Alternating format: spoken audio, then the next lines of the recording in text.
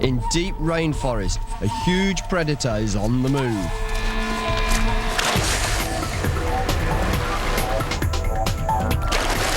The image of a giant reptile, virtually extinct here in Thailand, is captured by chance in a mysterious photograph. Something absolutely cannoned through the vegetation. I thought I saw, like, thick yellowish tail. It triggers my hunt for more evidence of an incredibly rare animal. The Siamese crocodile. They're crocs! Get on the radio! Get on the radio! They're definitely crocs! Look at that. This is the start of my Thai odyssey. My search for evidence of one of the world's most endangered crocodiles.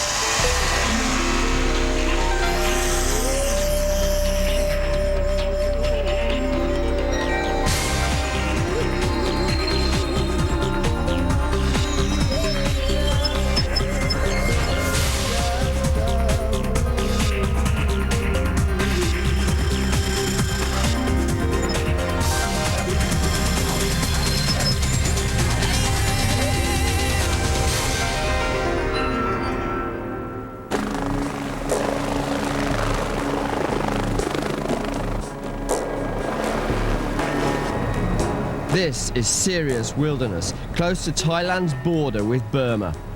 Talk about getting blown away. I'm here to solve a mystery which began when this amazing photograph surfaced on the internet. It's a wild Siamese crocodile, virtually extinct in Thailand and unrecorded for 80 years where the photo was taken. And since I got here, the story is hotting up, with news this week of a fresh crocodile sighting. A helicopter with a wildlife photographer in actually saw 2 crocodiles on this stretch of the river only a week ago, 2 adult crocodiles. And they could only be Siamese, so that really is exciting. We could be in the right place at the right time. My quest is a dangerous river journey to find new evidence of Siamese crocodiles. If we're successful, it could kickstart a plan to put captive crocs back into the wild and help save the species from extinction. The pilot says that the steep slopes make it almost impossible to land here. My only way to get to the crocodile hotspot is by boat. I'm going to have to prepare for a hazardous river journey. The mysterious photograph of the Siamese croc was taken purely by accident on a movement-sensitive camera trap while biologists were surveying the forest for tigers. The camera was lashed to a tree in the river and triggered automatically. The croc was something they never expected to see. It's a pretty good photograph when you consider that there was no cameraman there and the croc took its own portrait by triggering the camera. Dr. Tony Lynham set the camera trap. He's a scientist with the Wildlife Conservation Society based at the Bronx Zoo in New York. What size would you estimate this fellow was? Well, we'd thought it might be around 2 meters, perhaps a little bit more. What do you think? Yeah, I'd say somewhere between 2 and 3 meters. It's not a giant, but it's certainly not a small animal, and he's carrying himself. He's not scuttling like a small crocodilian. He's sub-adult or something like that. We have to go and see, really, don't we? Yeah. Tony's joining me on the river trip. This will be his first chance to fully survey the river since he got his trap snap. But before that, we've got work to do.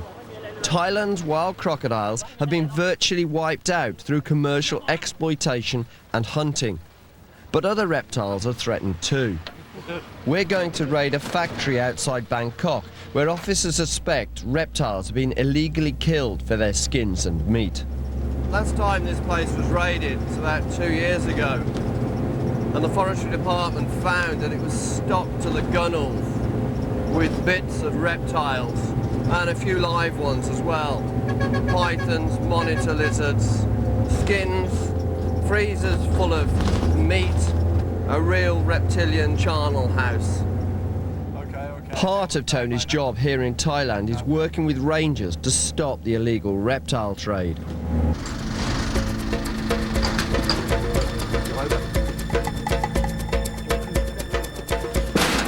Officers move in on the factory, but the front gates are bolted and we're wasting time. It's a bit of a problem.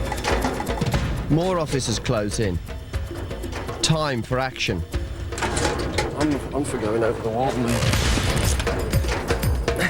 Come on, chaps. Whoa. As we approach from the front, officers encircle the building. At first sight, the cupboard is bare. Not a single reptile to be found. Just sleeping accommodation up here. Find it hard to believe there's no cobras, no pythons, no monitor lizards, no meat, no skins. I think they knew we were coming. There are snakes in these water containers here. It's all water snakes. Big water snakes. Nice piece of kit, isn't it? I think that's for chopping their heads off.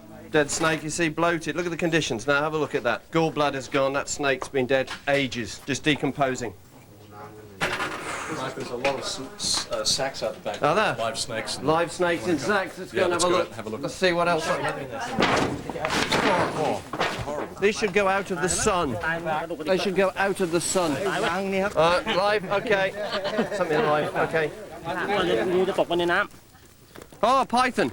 A big Burmese rock python. All right, fella, you needn't worry. We're friends.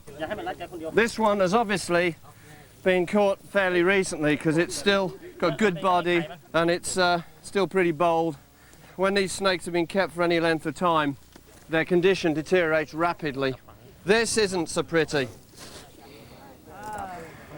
Cobra. Rat snake racer. These are protected species. It doesn't really matter whether you like snakes or not. You've got to find this repulsive. This is very sad. King cobra. This is the king of snakes, and to wind up semi-frozen in a bag, destined for the skin trade, is not the way the king should wind up at all. This girl is looking after the facilities for the owner of the property, and she said she doesn't know anything about it. And we found snakes that are cold. Clearly, they've been frozen. They've been in the refrigerator or the freezer overnight, and they've been tossed out here sometime during the morning. And so he's asking her who did it, who brought the animals out here, who brought the carcasses out here, and she says she doesn't know. In all, we found well over 100 snakes, most of them dead. Oh, God, there's a lot of dead snakes. Oh, dear. And this is just one raid on one factory on one day in Thailand. But at least we didn't come across one of Thailand's most endangered reptiles, the Siamese crocodile. Virtually the only place to find the Siamese croc in Thailand today is in captivity. It's a formidable predator, but its powerful jaws have failed to protect it from its greatest enemy, man. Early last century, Thailand's river systems bristled with crocs. But in the 1920s, they began to be hunted for their skins. Then businessmen began trapping them for crocodile farms. Within 50 years, nearly all wild Siamese crocs had been removed or wiped out.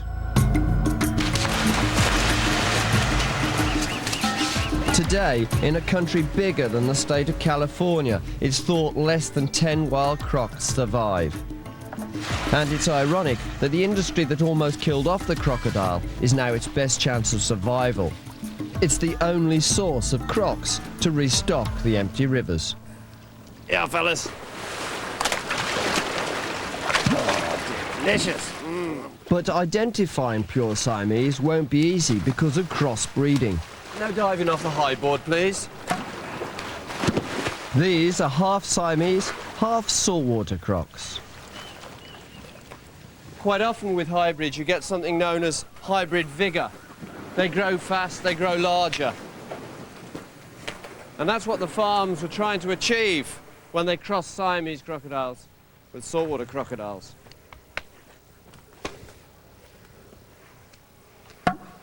The fear is that in future there could be no pure Siamese left in the farms. They're a decent size. These are true Siamese or hybrids?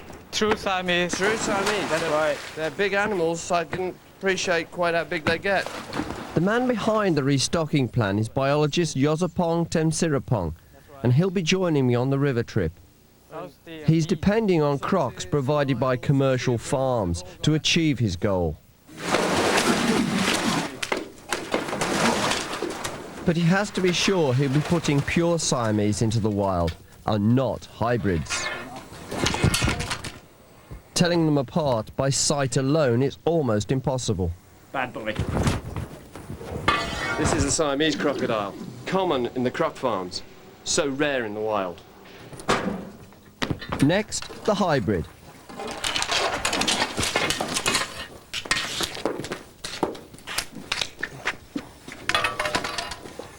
Yoz takes the young saltwater croc.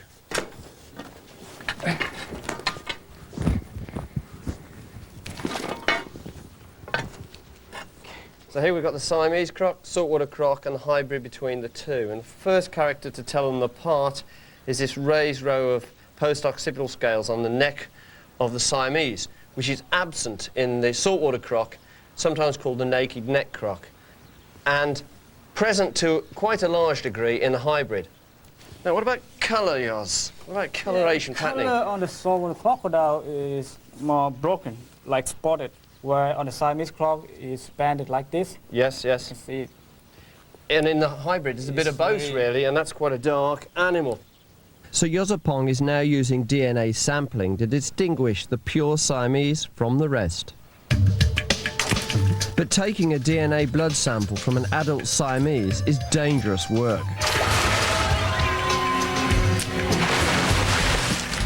First, we have to noose this 10-foot critter.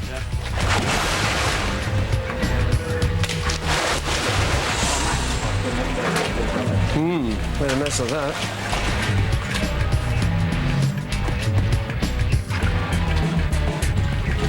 This is how crocs dismember their prey, by spinning and twisting. One slip and we're in trouble. Got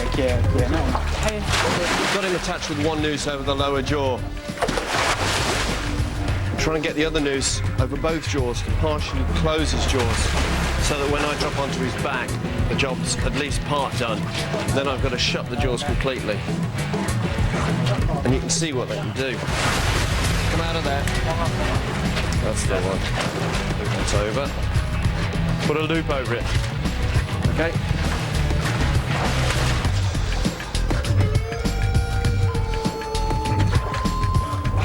Okay, I'm gonna apply the alcohol here. Yoz is going to take some blood from a vein that runs right at the back of the head here. And this is quite an expert job. It's not quite as obvious as looking for a vein on a human arm. Ah, you've got some coming, a little. Yeah. Once Yozapong has identified the purebred Siamese, he'll need to find the perfect spot to release them. Injured pride, that's all. Next, it's a race against time as Snake...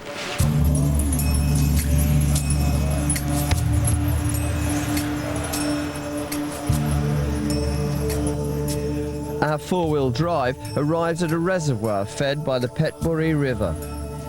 Upstream from here, it's croc country. Reports from this lake are intriguing. The abbot takes me to a place called Holy Spirit Mountain.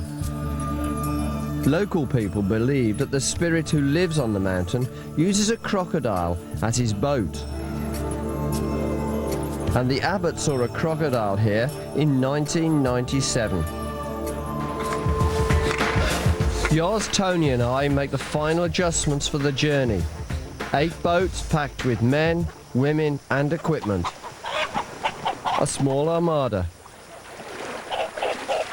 But before we set off, some of us will make a trek upstream to recce the recent croc sighting spotted from a helicopter. With more than 1,000 kilos of equipment, we can't drag the boats upriver. We face a grueling hike.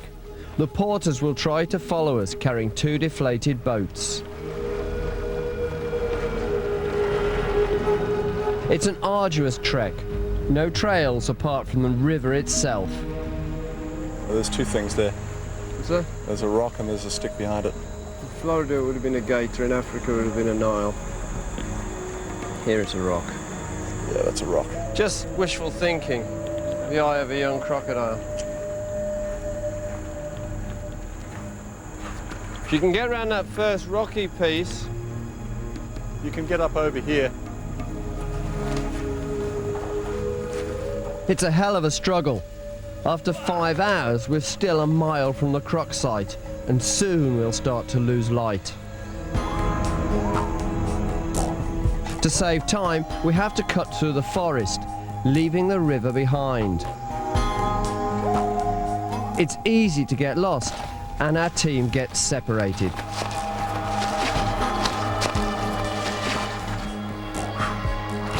I decide to trek back to the river to wait. It's a dangerous turn of events.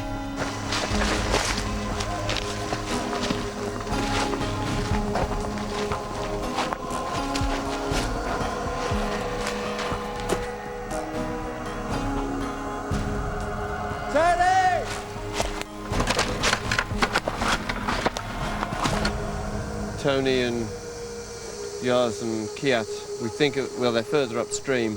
We think they're heading for the croc location.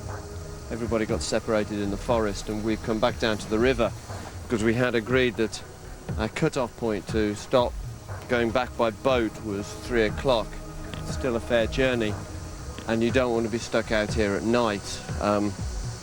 This is a big area for tiger, leopards, a number of other predators. 3 hours later, back at camp, they paddle into view. I'm hugely relieved when the tigers miss out on dinner. Tony, Yoz and Kiat have made it back to camp before dark. It's been an anxious wait, but their stunning news makes it all worthwhile. We came to a point at which we decided we were going to give up. And then we decided to walk even further on, so we walked another 200 meters. And at that point, I saw trail marks, drag marks of something with, a fairly sizable tail, and multiple drag marks. Oh. And we also saw tracks, foot tracks, and it looked like something large. So we had tracks of at least 2 crocodiles there. It can be 3. Maybe but 3. 2 of them are about the same size. One big one with the rear foot track of what? 175 millimeters long. And that's the clincher because... Yes, I feel amazing. And that confirmed the pilot's sighting of this crocodiles population. And it's great to know, and it's the big day for me and everyone in Thailand, that this population still exists. Right. Seems to me The new croc site is a huge bonus, but presents us with a big dilemma. If we return to investigate, we must abandon our original plan to raft down river. But Yoz already has photos and measurements from the new site, and there are still 17 miles of unexplored terrain downstream. It's a tough call, but we stick to our plan. Tomorrow, we move on. This program is brought to you in part by Juicy Juice from Libby's. 100% juice for 100%.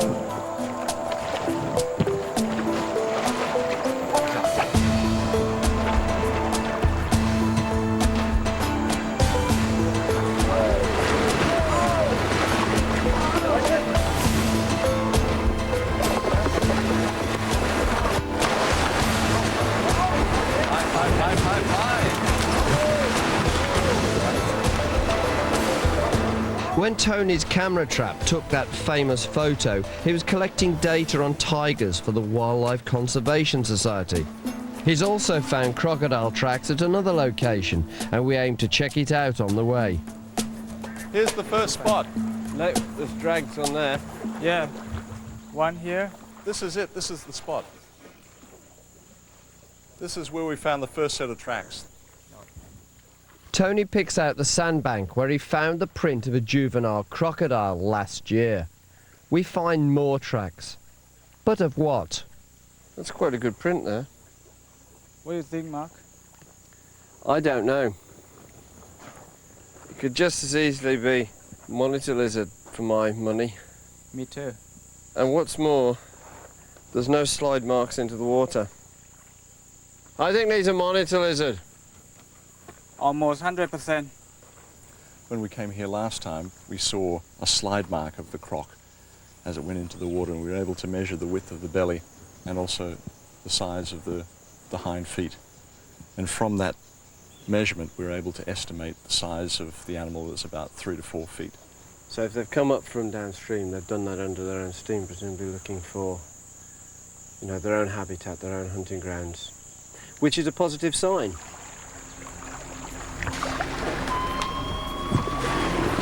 There's no shortage of danger here. Apart from the predators, the forest has been used by guerrilla fighters who cross the border from Burma. We don't know who or what we might bump into. Looks like a tail went under that log. I'm going to go and check that log. I knew I saw something. I knew I saw something. And sure as eggs is eggs. I went round the back and he came round the front. Reticulated python.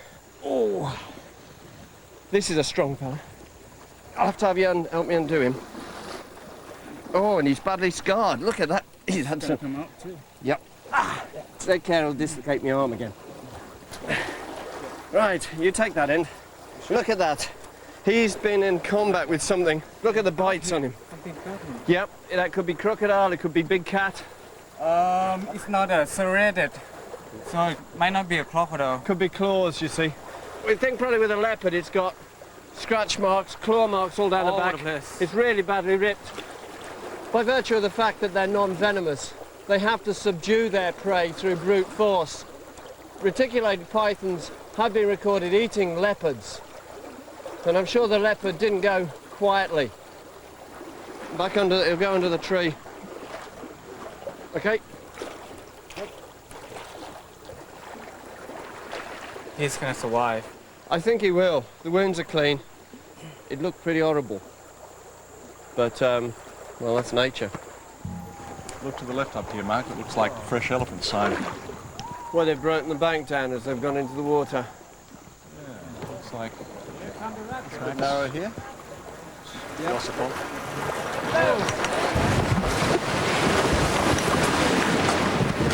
This is a fast one. This is a fast one. Get your feet in.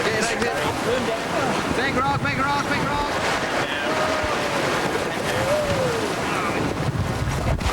Don't send me with you! We have to keep to the left here, mate. Left, keep left. The elephant tracks are a warning. We discover we are not alone. The sound of bamboo being crushed like matchsticks.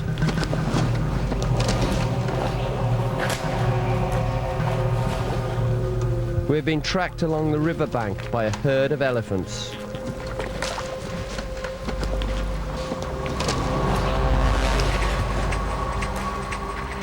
It could be highly dangerous.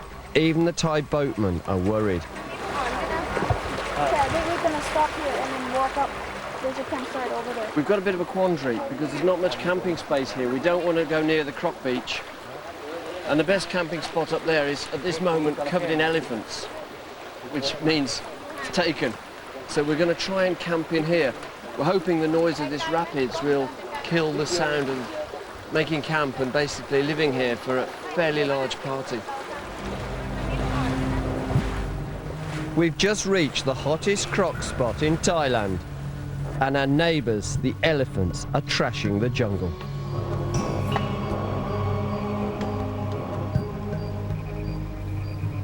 At least the elephants are vegetarian. Other visitors might not be. Tigers, leopards, bears. So let's hope there's crocodiles here as well, eh? Attention TV viewers, this is an Animal Planet schedule change announcement on February. We don't know if there's anything there.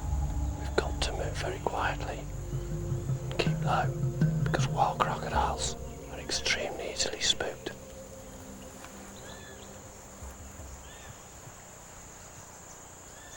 That's the sandbank. That's where we got the crocodile photograph. And there were tracks on this side of the river as well. What's the best way? Go around that way. Check it. Go around that way. Well, last year, when we came to pick up the camera trap, I took this cast of a track of what we think is the crocodile that actually took the picture. We're standing in the spot where we actually got this cast. And this is a rear foot of the crocodile. And by the measurements, it's about 4.5 inches wide and about 7 inches long. And you can see the 3 toes are very, very clear. Very nice one. Yeah. The elephant's gone on across here. It's like looking at dinosaur footprints, isn't it? You can see them in there. They're huge, unmistakable. Yeah. Now look at this. It looks like the left hand of the crocodile. Start from here, and that's the small finger. That's the ring finger, middle finger, index and thumb. Awfully faint, though. Do you think it's down to It's very the faint. rain? I mean, there was rain yesterday afternoon and evening. Quite heavy at times. So this is surely a crocodile track. You're positive that's a crocodile track. And I am excited to set a trap here.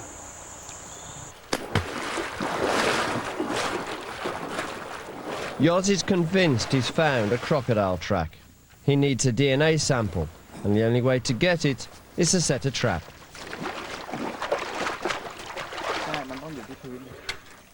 It wants to be on the bottom, doesn't it? It's then going to go in as opposed to going underneath.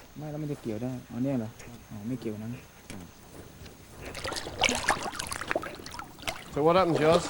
Yes, then the crocodile comes from the trap door. Go after this chicken and hit the trigger wire here. Drops. Bingo! Going up, coming down where? Oh, yeah. Good. Go through the other side.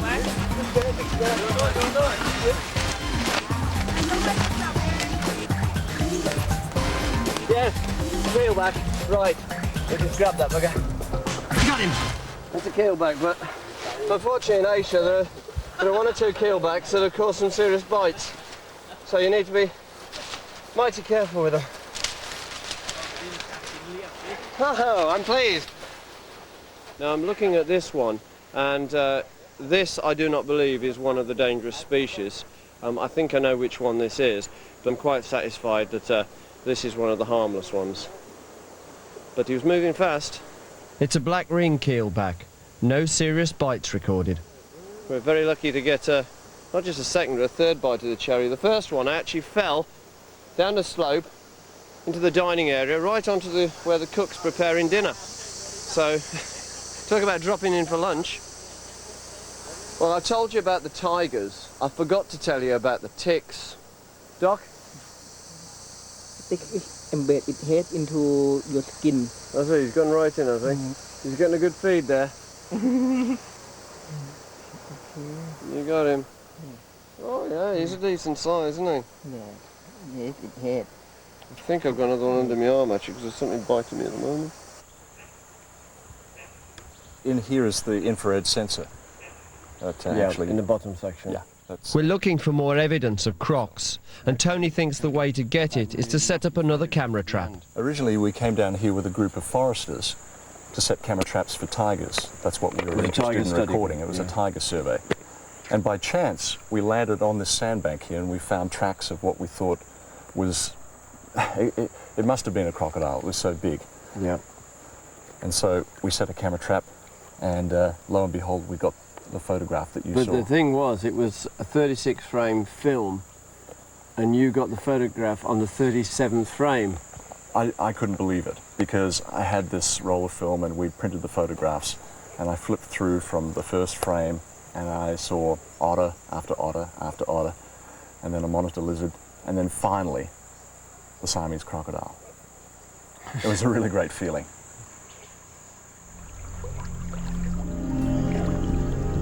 You might think that finding a big animal like a croc on a narrow river would be easy.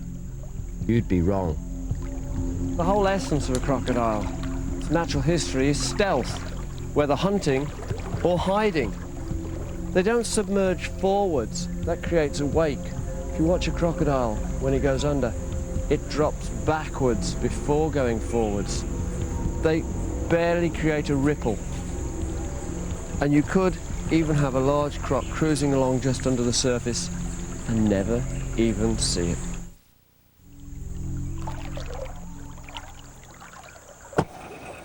So we're gonna communicate by radio? Yep. If we get any eye shine of crocs or anything interesting, we let each other know and we'll work out how to go about it. Okay? Let's go. Let's go.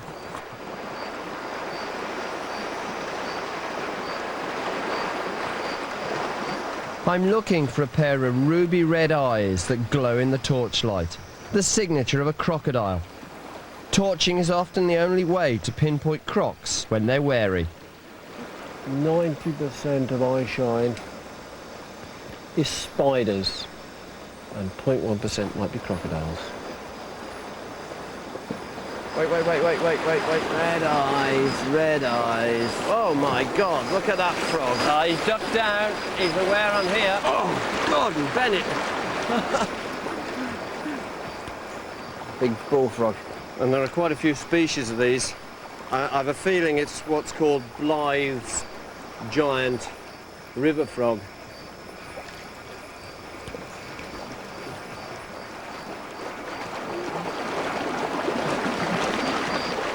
Look at him, that is a monster. Careful. Thanks, Lynn. That is a monster frog. I don't think I can go back for him.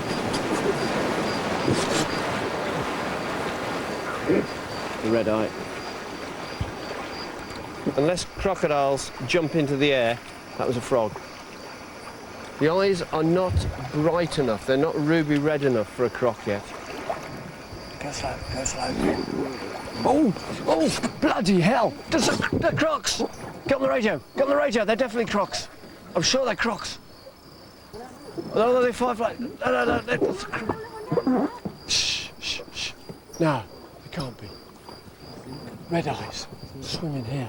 Get on them, give me the radio. There.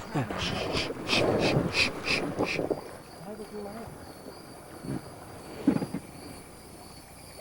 Hell on earth. That croc. Is it? No, it's a... No, it's not. It's an otter. It's a pair of otters. They've gone up the bank. That had my heart in my mouth.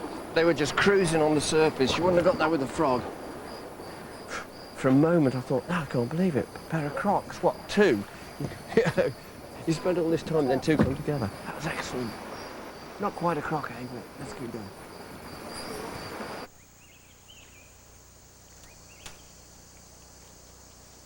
Come on, little chap.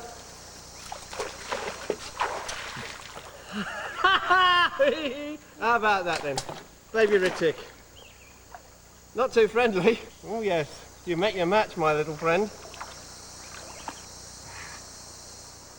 These series of lights, diamonds down the back, and on either side, the white flecks that I was checking for when I was looking up at him. I just wanted to make sure he got those. Then I'd know that he was actually Baby Ritik I was dropping into my arms, because had he been an adult pit viper, that would have been a little bit more serious. Yotapong surveys the river for fish, the crocodile's staple prey.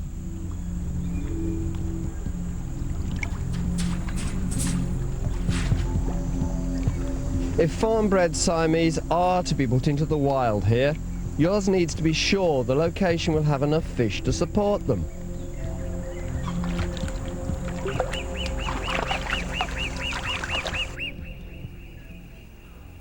There seems to be plenty of fish. And next morning, a dramatic development at the crocodile trap.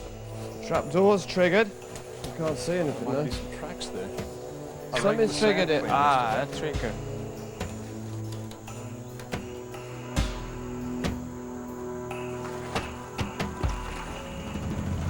There's nothing in there unless it's in the water. Hey, you've got a monitor lizard, I think.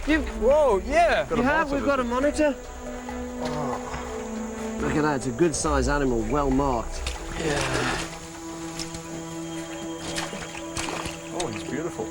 It's a nice monitor lizard. I'm going to have to grab him, so if you get him down that end, sure, and take him out of that end easy. Wait, can we take this off? If you lift gradually, I will grab him. Okay. Yes. He's pretty, Perfect. isn't he? Very nice. It's a good predator. It hunts in its own right, but it loves carrion. It'll come for the smell of that chicken, got himself trapped. But interestingly, he's a major threat to Siamese crocodiles because this is the #1 egg thief. It will find crocodile nests, dig out the eggs, scoff as many as it can, and largely waste the rest. It's just like a child in a chocolate factory. It'll try a bit of every one. They actually are called monitor lizards because in the old days there used to be a monitor for where crocodiles were. That's the story I've heard, yeah. Yeah. That's the index. And the reason why female crocodiles are such good mothers and stay around their nests is because of these. They try to keep them at bay. And this isn't a fully grown individual. It's a good size, but it's not a fully grown one. These go 5, 6, 7 foot. Things coming out. There you go, male hemipenes. You don't get that on any other show. Oh. Yeah, so the trap work. Sure does. As a crocodile comes round here and takes that chicken, you're going to get him.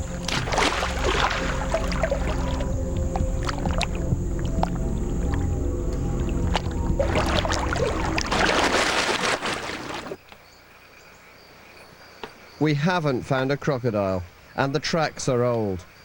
We prepare to move on. Well, I'm positive that there are crocodiles in the river. The question is, where are they right now? And I think we're in the right place for doing what we're doing in terms of trapping. But there's a possibility that the crocs are upstream or possibly downstream. Yeah, are you optimistic? Yeah, Tony, right. Yeah. So we know the crocodile is in this river, but we don't know where they are. So I don't think we're gonna get a crocodile. Right. I have to agree, actually. I want to find some fresh tracks. Yeah, I know. You need fresh tracks, but we haven't had any signs for an awful long way.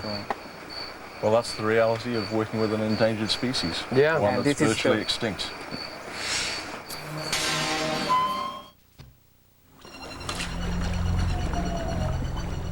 Next day, we push on downstream. There's still 12 miles of pristine river to survey, and who knows what we might encounter. Then, a fantastic find. Tortoise! Now that's a rarity. This is a rarity. This really is a fantastic looking tortoise. And look, he has been grazing. You can see he's got leaves in his mouth. He was actually grazing just up here. This succulent riverside vegetation is obviously very much to his liking.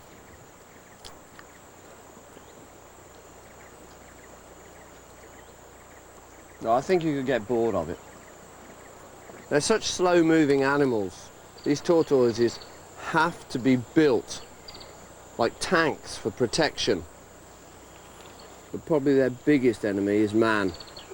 The fact this giant ocean tortoise is still around is good news for crocodiles. It means this river is free from man's interference. This fella must be of considerable age. And that just shows what a pristine environment this is. If this fella was living anywhere near a village, he'd have been collected by now.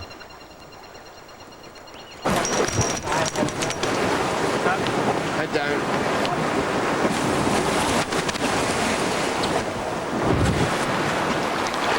Stay down.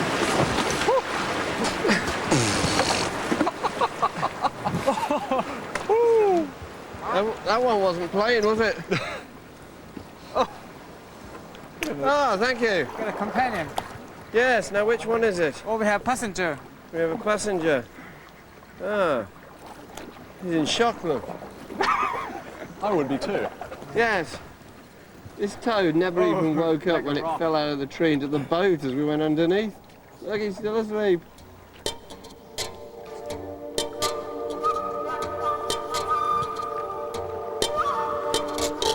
Round the next bend, we hit on the perfect croc spot. That's the way. And right on cue, a big animal. Absolutely cannoned through the vegetation and went in just here. And it went in, not like a monitor lizard, like a croc. It had got real weight in it. I thought I saw like thick yellowish tail, but I mean, It went in from the bank, didn't it? yeah, and he went in there. Now he could have, I mean, this is deep water. The bit I saw, which I believe was tail, was fat. It was thick, far too thick for a monitor lizard. Wasn't otter. Otters don't enter the water like that. No way. They're incredibly graceful creatures. Yeah. That was something that freaked, was aware of our presence and at last moment threw itself in. And crocs do that. I've seen it so many times. There's a cave right under this rock. I'll try to access from the other side. I'll let the water clear first. It's a hole under the rock. Not very deep. For my money, it's absolutely perfect for a croc.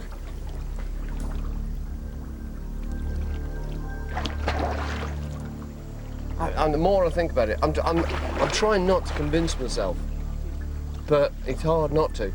That's just out of the fact that I can't think of anything else it could be. Not very deep. And this is Perfect spot. one of the best spots we've seen. Yeah. Well, for me, that's about as close as I think we've got to a physical croc. This could be another potential site for Yoz to survey. Although I can't confirm what I saw, that for me was the closest I've come to an encounter with a wild Siamese crocodile. It's been 8 arduous days on the river, but we all feel elated with the results. We've confirmed not one but 2 locations used by one of the world's rarest crocodiles.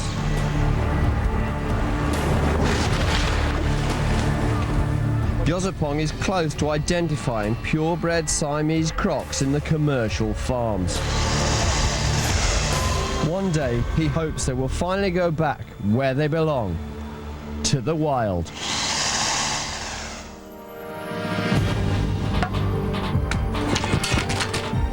Oi. Bad boy.